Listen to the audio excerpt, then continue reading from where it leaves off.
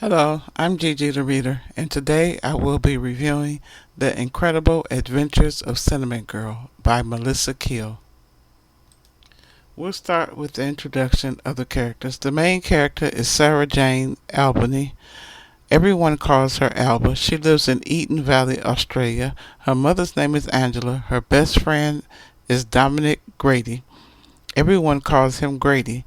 She lives in a bakery ran by her mother and owned by Dominic's mother, Cleo. She calls Dominic by his last name, Grady. The bakery is actually a house converted into a bakery. The back part of the bakery is where Sarah or Alba and her mother live. They, Alba and Grady, are in high school. Sarah Jane, or Alba, is everyone as everyone calls her, has a crush on Grady's older brother, Anthony, who's a mechanic.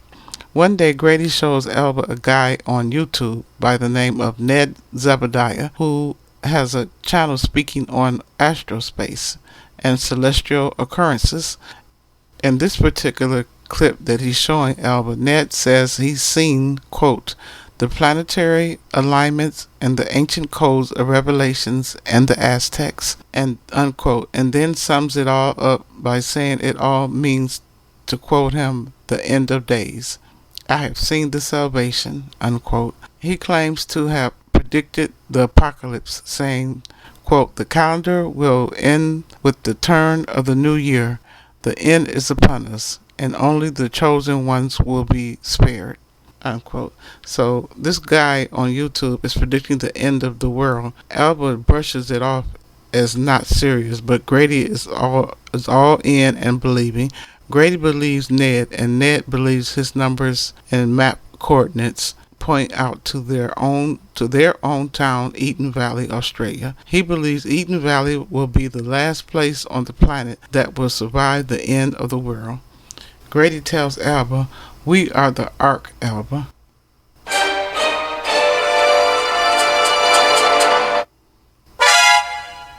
Grady says he's found out Ned's real name is Alvin Smith, who used to work in real estate. Oh boy. Anyway, I'll try to continue. In her spare time, Alba likes to draw.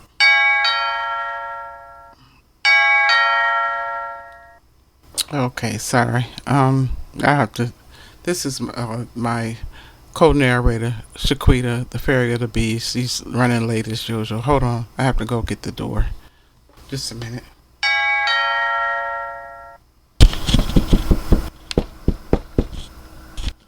Hold on, just a minute. Hold on. Just a minute, hold on. Hey, I'm here. I know I'm late, and I know your subscribers don't like it when I'm late, GG. Oh, why I'm late? I got things I have to do. Okay. So let me open the mic, GG. Just move, let me open the mic and see. Oh my God, what is this? Another Dollar Tree. God damn it, GG. Another Dollar Tree book. Okay, alright. I have to admit to y'all, Cinnamon Girl, I mean, it sounded, I got halfway. I told Gigi I would read some of this.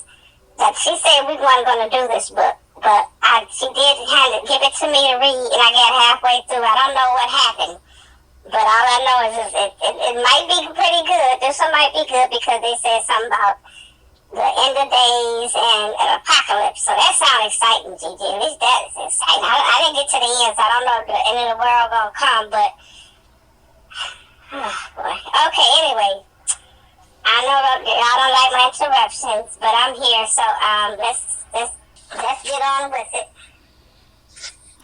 Okay, continue on. Okay. All right. As I was rudely interrupted, here we go. Where was I at? She made me lose my spot. Okay. Grady says he's found out that Ned's real name is Alvin Smith, and he used to work in real estate. In her spare time, Alba likes to draw and create her own comic book superheroes, mostly female characters. One she's currently drawing and illustrating is a Wonder Woman type heroine named by the name of Cinnamon Girl. She named her that because she has red hair. So it's Christmas time and the New Year's is not far off. So Grady believes that the apocalypse will happen in a few weeks. Alba has two female friends, Tia and Caroline. Their other close male friend in school is a guy named Eddie, whose real name is Francis Edwin Paler. He's a smart mouth, athletic, football built type guy.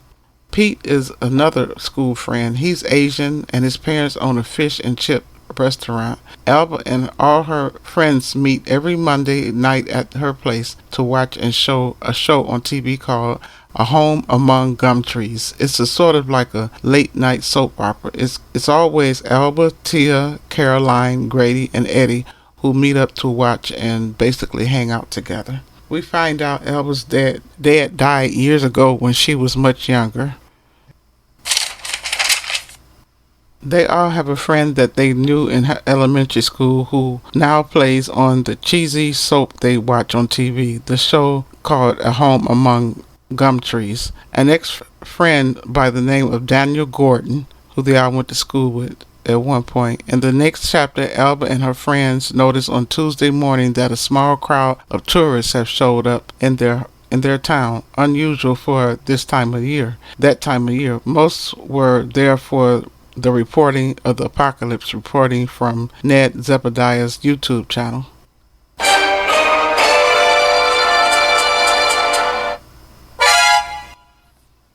Then all the tourists who showed up in the town, they surprisingly see Daniel Gordon and his family. Daniel's the one who's on the nighttime soap opera they watch on TV. When they all catch up to Daniel to conversate with him, he seems friendly at first and remembers everyone. Pete is a really big fan of the show and lets him know. They invite Daniel to a small party they're having later, but Daniel starts to make some backhanded, mean comments about Eden Valley, the town he's from, saying, "I didn't think I'd ever set foot in this ass end of nowhere place again." When they invited him to the party, he says yes and comments, "I've never been to a hoedown. Should I have a fiddle?" They get a vibe that he has an air of arrogance about him now.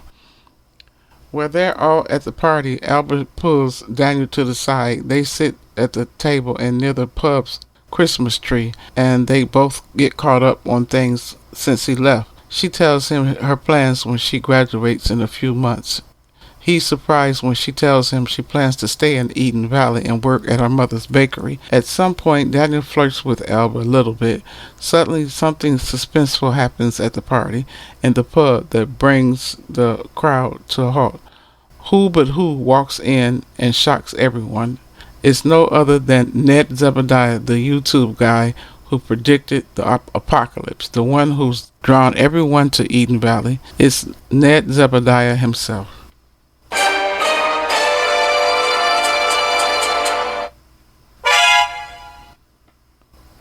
The next day, Alba finds out that Original Ned, as he's called, has parked his RV on the outskirts of the valley, and he refuses to grant a single interview to any of the news reporters or journalists. In the next chapter, next day, they all meet at Grady's for their traditional Christmas brunch dinner. It's Christmas Eve finally. The end of days subject comes up. Daniel asks Alba what happened to her future dreams of wanting to draw for a comic publisher called Dark Horse. He teases her for wanting to stay in Eden Valley and bake cupcakes. When asked, Caroline says as soon as she gets her car repaired, she'll take an office job or work at a cafe, quote, saying, "Anywhere that's not here is fine with me," unquote. Caroline tells Alba things changed. Even though as kids her and Tia had planned to move together, she just changed and now planned to be out on her own. Caroline tells Alba it's not like things can stay the same as this. We're not a superhero team, Alba, she says. Later that day, Alba and Grady exchange Christmas gifts. Then Grady says he had another gift. It was tickets to Melbourne. He suggests they take a trip there after Christmas and that she should reconsider going to Melbourne University.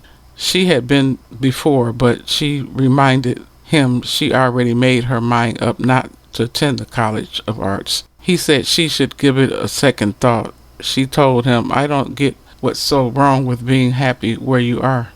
So she's really set on not leaving Eden Valley after their graduation. Grady tells her, "You're afraid, and so you're hanging out. You're hanging on to what you know because you're terrified of what comes next." Alba snaps back, "And who says I need your help or your advice?" She responds, "You can't make me do something I don't want to do." He retorts, "So stay here."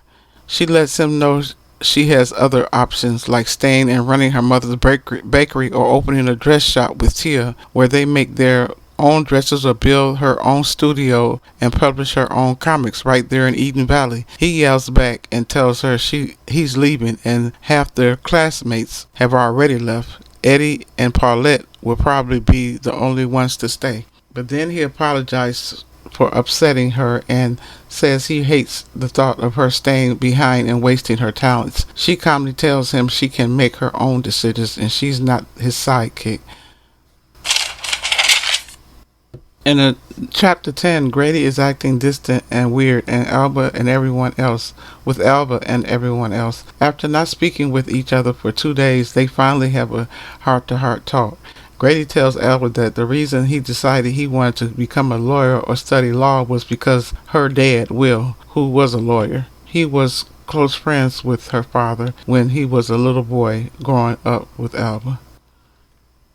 Okay, GiGi, when are we going to get to the good part? This is all kind of well about Grady reminiscing about how Alba's father, Will, inspired him to go on to the law school to be a lawyer. Okay, this is fine and well, but when is the end of the world coming, the apocalypse, and Ned Zebediah, and all this other stuff they talking about? Where's the good part coming? I mean, I know it's got the plot, got a bill, but come on now, this is getting kind of boring. All they reminiscing about their past times. You know, get to it. You out the way. Move. Well, take your mic then, Gigi. Take your mic. I ain't got it. Go ahead. I'm just wanting to get to the good part and cut to the chase. So it's going to be the apocalypse or whatever is going on. The apocalypse or the end of the world. But you take your mic, Gigi. Alright. I will. Alright. Continue on.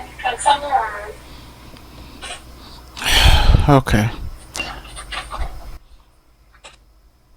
So, no signs of the end of the world, and it's after Christmas now. The only thing so far in chapter 11 is Albert notices odd weather reports on the World News TV. There are floods in places that should be dry and cold snaps in places that should be warm. Somewhere in Asia, there's a dust storm in a place that normally has snow. So there's a lot of storms and everything and weird weather happening, which could be signs.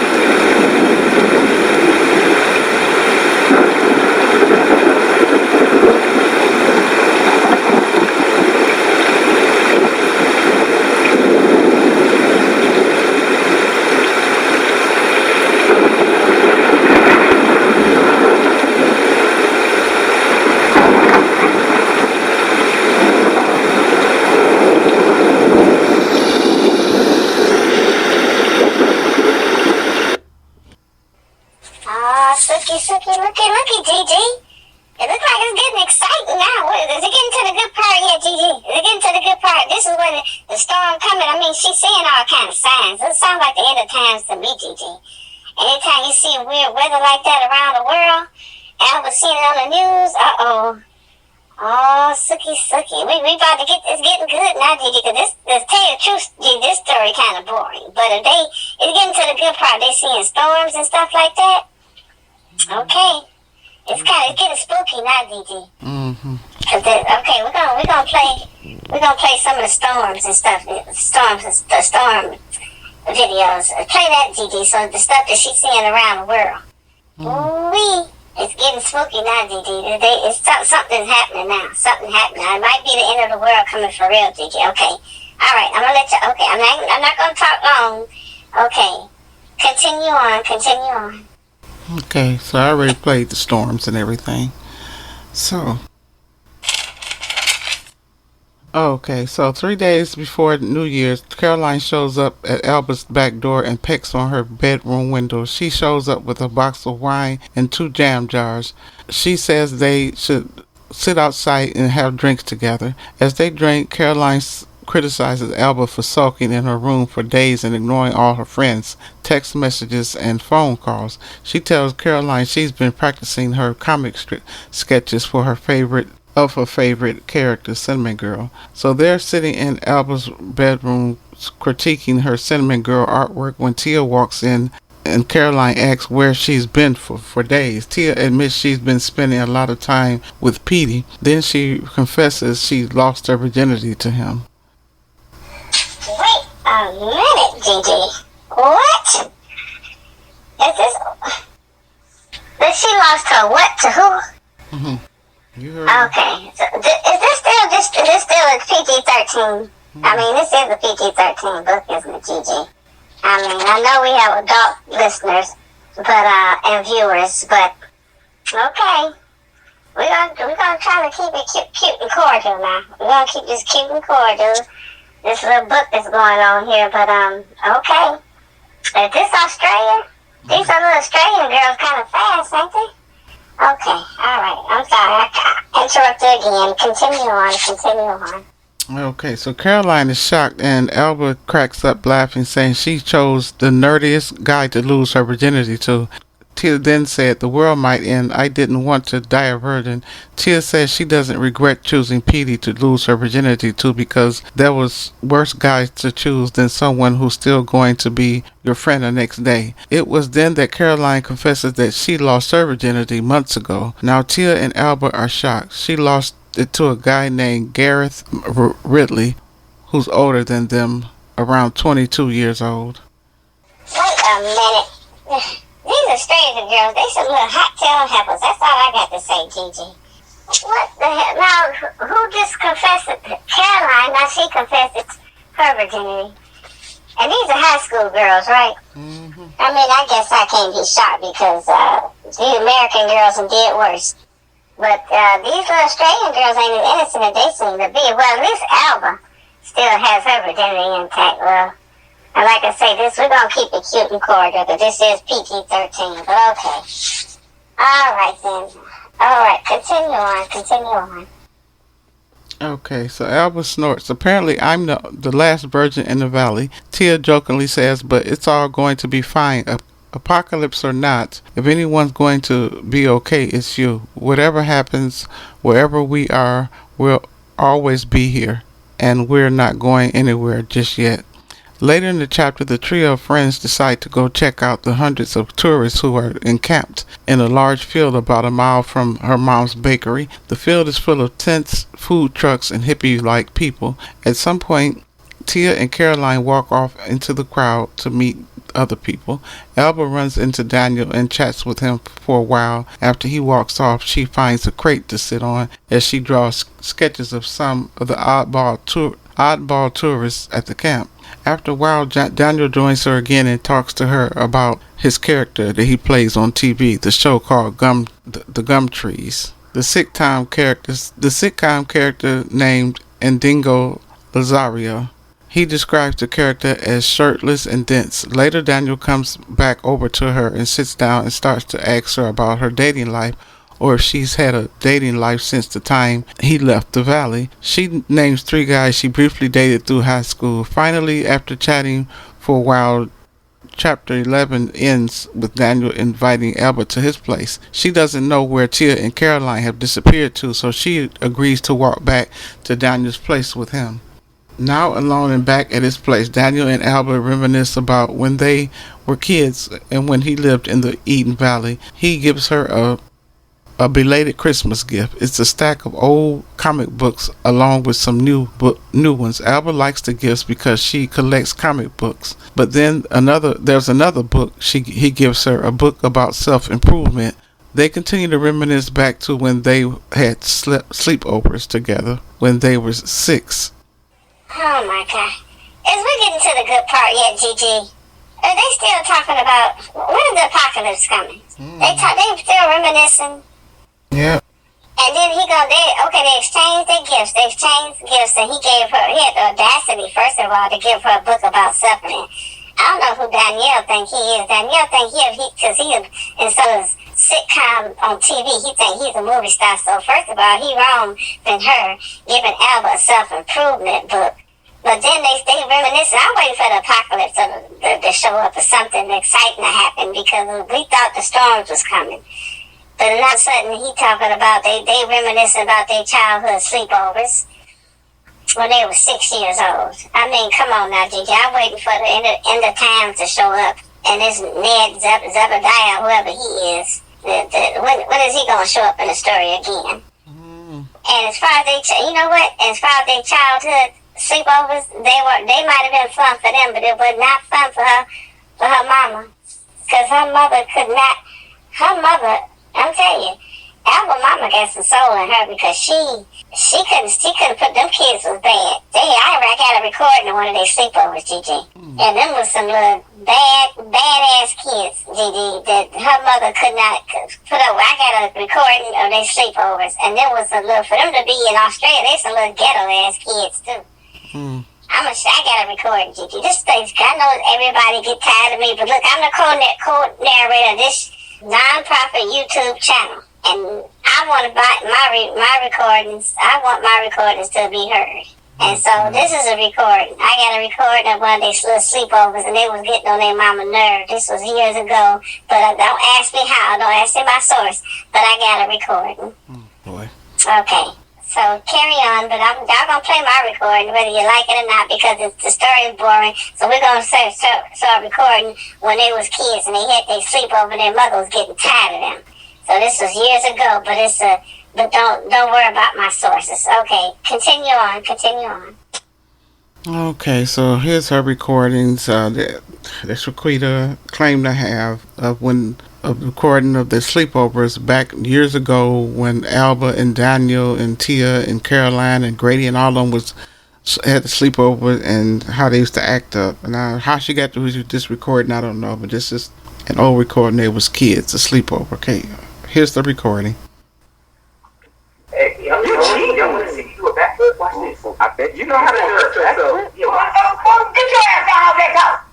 Get out before you hurt your damn self. Here go these fillers and gubbers. Y'all gonna lay your ass down in a minute and watch TV. Oh, man. It's still light. Yeah, but it's 8 something. Almost 9. It's ain't light now. Why? It get light later. Dark later, I mean. Why your mom make you go to bed early? You're gonna get me in trouble. Why is it only 1 blanket? I'm supposed to stop drinking at 8 o'clock. Are you peeing a bed? A little bit. Oh, yeah, your ass. See, I heard you. Yeah, you thought I was gone. I heard you piss in the bed. Go piss now. She should make cuss. You don't cuss around here. You better let her know. You can let her know. I'm just used to my mom not being there. Okay. Now, y'all sit there. Y'all play a little bit and get ready to lay down. It's time to lay down. When I come back, y'all better be laid down.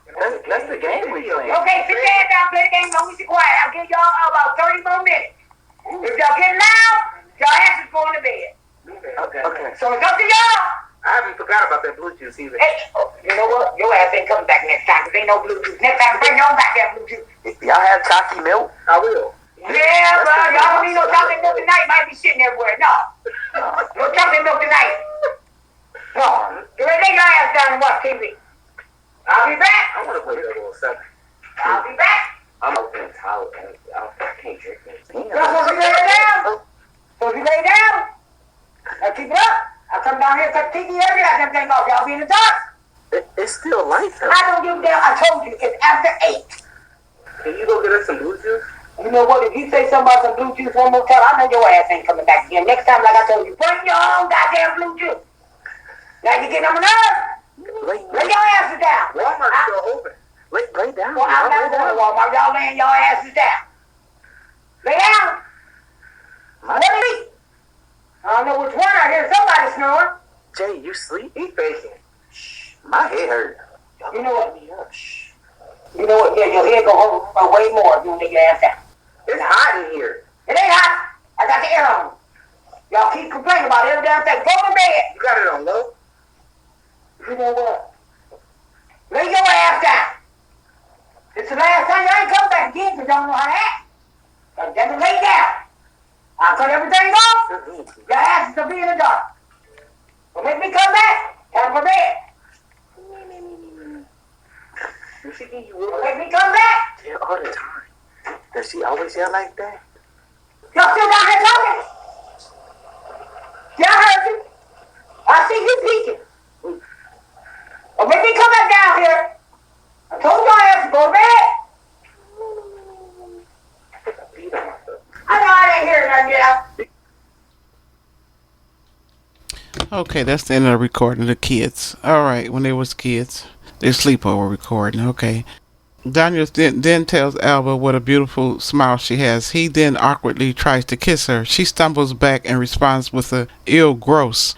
She apologizes and tells him kissing him would be like kissing her brother. He tells her his ego is hurt, but that's by that response. He tells her she's being silly. He even admits to making out with the girl who plays his sister on a TV show, Gumtrees. She snaps at Daniel and says, "Daniel, after everything I've told you, all the stuff you know is in my head. What makes you think that kissing you would be the answer to any of my problems?" He replies, "What I said was that there would be nothing weird if you wanted to give it a shot." Albus responded back, "Okay, thanks for the advice. I'm going now."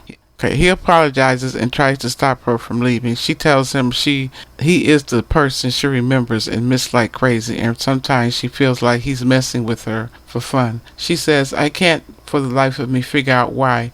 Daniel, I'm sorry I confused you or whatever. I'll see you around, okay?" And then she leaves and walks home. The next morning, Alba sits in her yard and draws a few sketches on the outside scenery. Then she takes a walk through the tourist area where they were all camped at. She meets a girl who she's seen hanging out around the bakery before. She always referred to her as the bikini girl, but now she sees her sitting in the doorway of an orange and blue VW or Volkswagen van. She introduces herself. She finds out that the girl's name is Lizzie Warren, and she's a second-year graphics design student in the city. They chat for a while and exchange phone numbers. Later she goes home and a few of her friends come to visit. Caroline, Tia, Petey, and Eddie. No one is mentioning the end of times or apocalypse anymore. She hasn't seen her closest friend Grady in days, but the next day in the morning he surprisingly shows up out of the blue. She asks Grady, "What are you doing here?" He looks exhausted and tired from working and says, "Alba, what's going on with us?" Then he eyes the stack of books that Daniel gave her. Grady particularly doesn't like the fact that Daniel gave Alba a book on self-improvement. He asked about Daniel. She replies, "They're just books and we were talking about us." He immediately gets angry and yells, "Yeah, except there is no us, is there, Alba?" At that, he storms out and slams her door behind him. After Grady storms out, Alba calls Eddie and asks him if she can come over to his place. He says yes, and she says she needs him to help her with something. Well, GiGi, I don't know what she running off over to Eddie's house for, but to be fair, I'm on Grady's side about this. Grady is right. Danielle has a lot of nerve just because he's he's an actor now. He left this town years ago to be on a show, that Gumtree show, about he's an actor now. And if you ask me, what y'all don't know is Daniel is kind of fruity himself. He's kind of on the feminine side, so he got audacity to give another female a self-improvement book, and she's supposed to be his friend. How you gonna give somebody a self-improvement book? That's like an insult, and I don't blame Grady for being upset about him giving her a book like that. She should be upset about it, but like I say, Daniel, he kind of on the fruity side himself, because he could tell a female how to improve herself. But anyway, what y'all don't know is that they got into it about the book. That's right. Albert checked Daniel about giving her a book on self-improvement. And guess what? I have a recording. Yes, I do. So, yes, I know y'all don't like my recording, but I'm the co-narrator, and y'all gotta be fair. I'm gonna play my recording. It's not that long, but he texts her, or she texts him about giving her a book on self-improvement. And then a friend of hers is in another conversation too that defends Alba. That she don't like it that Danielle with his fruity self is telling her how to give herself improvement. Okay, here's the recording. It's not long, so y'all go ahead and listen. Don't worry about my sources. Be fair and carry on. Okay, so here's the recording. Another one of Shaquita's recording about Daniel and Alba having a conversation about she not appreciating the book. Okay, here we go. It's something you should value, because if I critique you, it's not to be mean or disrespectful or rude. I'm giving you that as a tool of some sort of encouragement. Like, I want you to kind of maybe go back and look at that and figure out how you went back in and did that video, burned them clothes. So you want to go back and reevaluate your stuff like that, and kind of, you don't. Are you mad because you're not in the position that I'm in and you want to just give it? No, I'm in a position to where I can tell you how to make that better. Are you in a position with me? Are you in a position to listen? Making it better. Are you in a position to listen? You're doing something on this app is making it better. Okay. You trying to say like I'm just like a nothing ass bitch? I never said that. There's always room for improvements. And you one of them bitches, you think that what you got going on is solid and it's going to be that number one thing. But there's always room for improvement. I can add something to your shit. I'm not a improvement. You know I can add to it, and you mad. Add what? Why you add nothing to your commentary, advice, all kind of. I can add whatever in whatever aspect you want to use me. I could already add it, and you know that, and you mad because you know that we're a little different. Mad at what, boo? But you need other thought processes to help elevate your project, man. If y'all was there watching my show yesterday, haven't I been doing what I need to do to get where I need to go? And not just sitting on the path, I'm doing something. But you've been slacking, and you're not rolling your project out right. Slacking that. You're not rolling it out right. You ain't rolling. You supposed to have waited. We supposed to have came on here, and you supposed to have waited. Are you a choreographer? How can you critique anyone and you're nobody? You're a flop on ego, that's it. And your makeup is trash. How can you critique anyone? Critique your own makeup, sweetheart. Critique yourself. Critique those wigs, love. Okay? You need to critique your manlyhood because you look like a man. You don't have it yet. You need a little bit more hormones. I know who I am. You don't have to tell me that. You're a huge flop on Bigo, though. How can you critique anyone? You're not God. This is not Judgment Day. You are not her choreographer. Who the fuck do you think you are? Like, seriously. I'm being real. Like, who are you to critique anyone? What do you have going on? What are your credentials? What are your credentials to critique anyone? Support Savannah or argue with remote. But it doesn't matter why I'm here. Why are you here? You're here in her life to supposedly support her, but you up here hating the whole fucking time. Get her up out of here, man. Get her up out of here. She's out. No, you get the fuck out of here. You're done. I'm always in Vanna's life, bitch. But you are you to critique her. You are not fucking God. Get the fuck down. I've been trying to. Y'all got this shit. You haven't given constructive criticism at all. You've been low key throwing so much shade. Right. That's all you've been fucking here to do is telling her, oh, make your life seem real. It is real. That was her whole man. I never said that. Were you mad about? Are you mad about that? Y'all see how they be lying? I never said that. You did say make it seem real. I said make me believe. I said make me believe what you're showing me. Girl, but there's nothing to make her believe this is not fake. That's her real life. Clearly, everyone knows that, but you. Why do you have to make you believe anything? You don't know. Make me believe it. The cameras are rolling. Make me believe it, okay? Why did you have to make you believe it? Who are you? You just a flop on Bigo jumping from live to live to live trying to critique everyone else and tell them what to do. Critique your own life. No, I can't. Critique your own fucking life. That's what you need to do. And you try to sound so intelligent that you sound dumb. Right. But you over here judging the way I speak. So you're judging Vanna. You're judging her. So now. Okay, that's enough for recording. Alrighty, so continue out the story. Alba quickly walks over to Eddie's place. When she gets to his house, she greets her. He greets her at the gate at the Palmer's place. It's more like a farm where when they get to the house, he asks her what does she want. She frantically tells Eddie, I need you to take me for a ride on a motorcycle, and I need you to do it now before I change my mind. Eddie replies, you really want to do this with me? I mean, hell, you know I'd do anything for you, but I don't think I'm the person you want to hold in your hand while you have a last day on earth epiphany or some shit.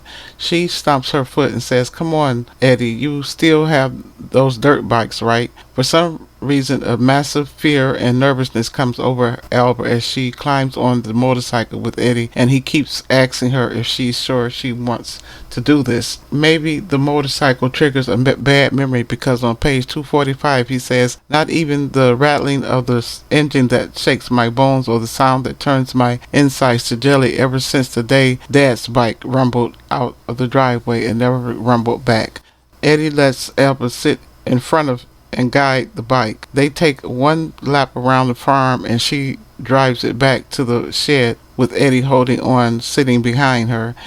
The ride reminded her of when she was a little girl and rode with her father on a motorcycle. She became emotional at the end of the ride. Eddie asked her if she was okay. She kisses Eddie on the forehead. She says, Eddie, you really are the best person I know. You do know that, right? He replies, well, Jesus, I didn't do anything apart from you, not riding us into a cow. But then he says, but are you really all right? She says, honestly, Ed, I think I'm really, really fine. Then Ed mentions something about the whole town was nuts about her dad. Then Albert says, Eddie, I think despite everything, it was never the fiery crash, but that was the most scary. I think the thing that terrified me most was maybe the anticipation of reliving things, of how he felt, of how to feel any of that again. Albert goes on about how she loves the town, all her friends and him.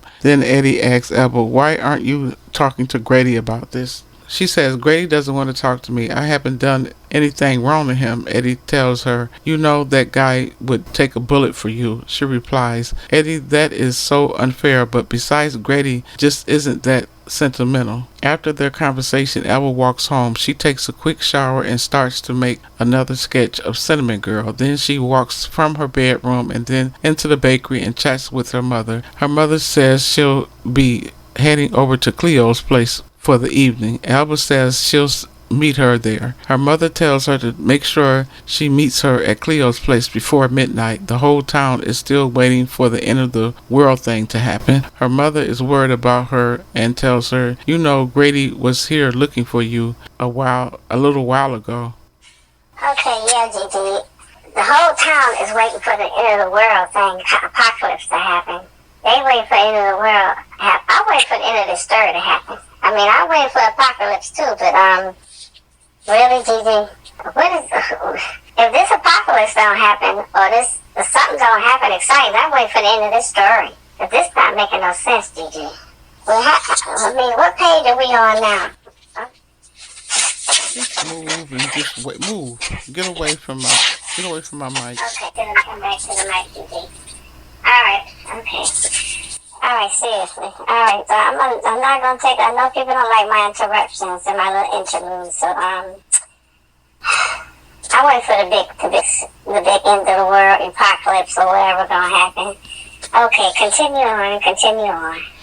Okay, on page 257, Alba is talking to her mother in the bakery part of their home. She cooked a batch of tarts. One half of them are apple and the other half are strawberry. They're on a big long tray cooling off, but Alba's mother tells her Grady stopped by while she was gone. He ran in quickly and left quickly, but then they both realize at the same time that Grady always grabs a handful of treats or whatever is sitting on the table when he comes in. Her mother realized she did not mark which cookies or tarts were apple and which were strawberry. The two desserts look exactly alike. They know that Grady is deathly allergic to strawberries.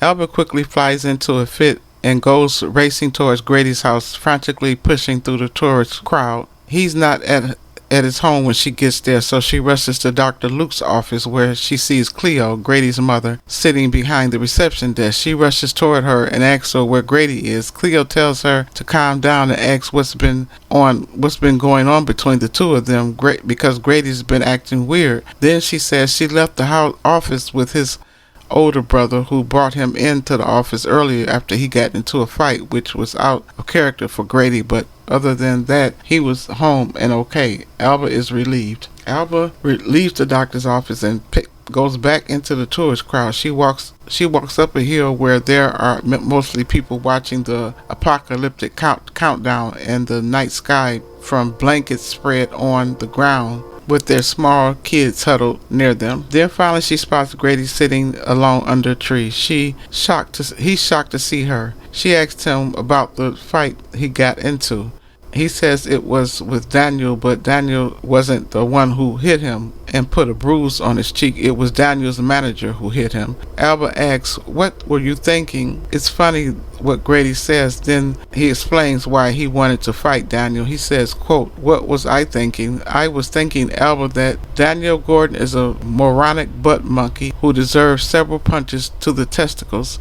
I was thinking that if I don't smack the smug right off his ass bag face, I was going to bust a blood vessel. He had no right to even dare give you that book to you." She assures him she's never influenced by that trash book. Daniel had given Alba a book on how to improve herself. She assured Grady that she'd never develop an eating disorder from reading the book. Grady tells her he's glad because he thinks she's beautiful as she is, and Alba is shocked that Grady thinks she's beautiful. Grady says, "Yeah, like you don't already know that." Finally, Grady reminds her how close they've been since the age of 10, growing up in the same neighborhood, going to the same school, and they haven't been apart really since they were kids. He tells her he loves her and was greatly disappointed and angry when she decided not to go off to college but stay in the small town and work in her mother's bakery. He says he can't stand being away from her, not even for a weekend. He finally pours everything out to her, telling her he's in love with her, and says, quote, "I've tried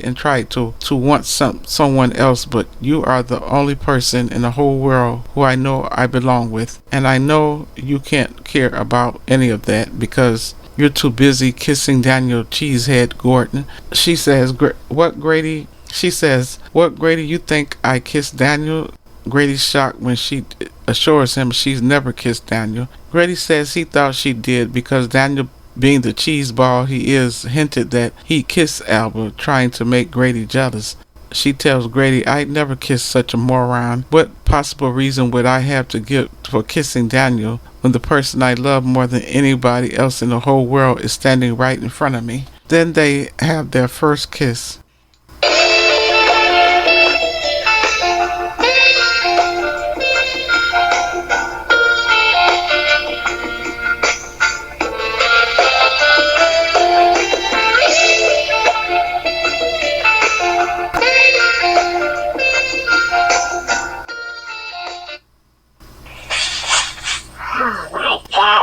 Goody, they just had their first kiss. So what? I mean, wow.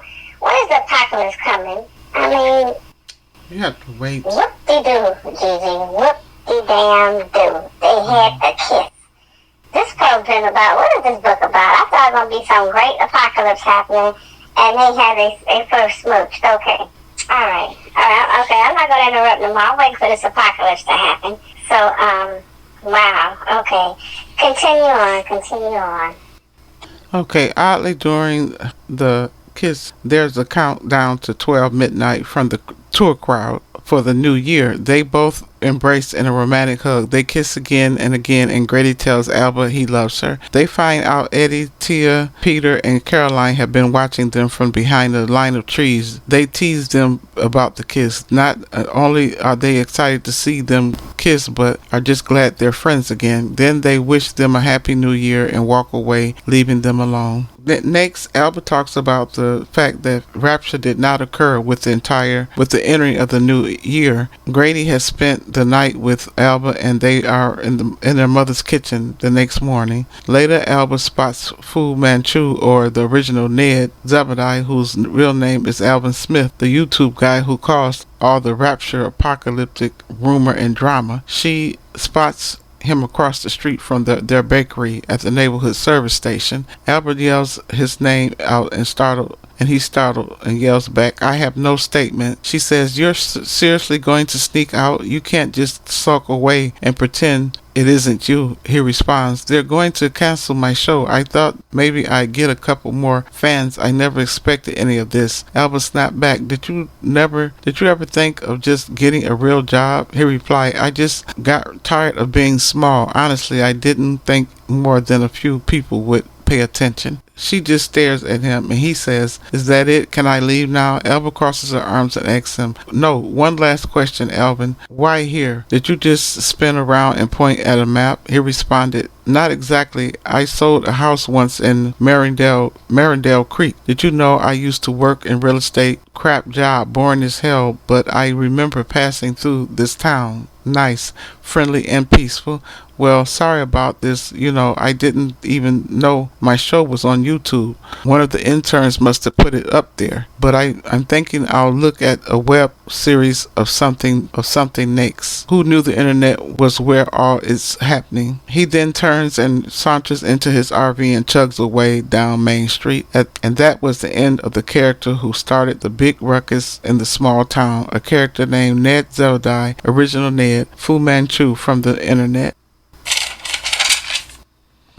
Later, this book has a boring ending. After original Ned leaves, Daniel's manager car pulls up in front of Albany's. Daniel walks up to Alba, and says he's come to say goodbye. Alba says, "You're leaving right now?" He says, "Yeah, I have a photo shoot lined up tomorrow." Grady shows up as Alba and Daniel are chatting. He tells Alba and Grady that it's about time that they finally together as a couple. Then he says, "You two took your time. I thought I was going to have to put the moves on Grady next." Alba yells, "Are you serious this whole time?" So I guess Daniel was somewhat attracted to Grady. And then he says, "Well, it's true that I like brunettes. It was always supposed to be you and Grady. I'm just glad you guys finally figured it out." Wow, so what the heck does that mean, GiGi? Does that mean, is Daniel gay or bisexual? He said that his exact words is that he thought that his exact words, I'm gonna quote, "Thought I was going to have to put the moves on Grady next." Yep. So that means he was gonna put the moves on Grady, and he's supposed to, so, we always knew he was kind of fruity anyway. After he went off and got into on the show as an actor, he was kind of fruity, especially when that was suspect, when he had the audacity to give Alba a self-help book. When a man does that to a female, that just screams fruity to me, GiGi. Now he said he thought he was going to have to put the moves on Grady's next. Well, Okay, so I'm just glad that we're at the end of this book. So go ahead, continue on. So anyway, at the end of the book, it's nothing that is exciting happens. It just tells of Alba and all her friends leaving and going off to different towns and schools. So they all promise to keep in touch via Facebook. Later that year, Tia receives a letter from Wayne Institute of Design in Sydney. Pete gets into a Bachelor of Arts program in Newcastle. Eddie doesn't go back to the farm, but starts training at the garage with Anthony and the other guys. Caroline snags a temp job in Sydney, and they find out Daniel's TV show, A Home Among the Gum Trees, is cancelled a few weeks into the new year, but Daniel has moved to Korea to do ice cream commercials. Original Ned Zebediah is booted off community television. He's now reverted to testing a show on YouTube called Card Tricks and Cooking, and that was the end. Nothing exciting happening afterwards. Oh, Alba and Grady spend the summer together. Then Grady gets accepted into a law school, and Alba has been accepted into a fine arts course. Her and Grady plan to meet up, and they move out of town and live in a house they rented while they go to school. And the house they rented is a town called Northcote. And now that's the end. I give this book a 3 out of 5 stars. It had a good plot, but not ending was boring. Thank you for listening. Please like and subscribe and join me for my next book review. Thank you.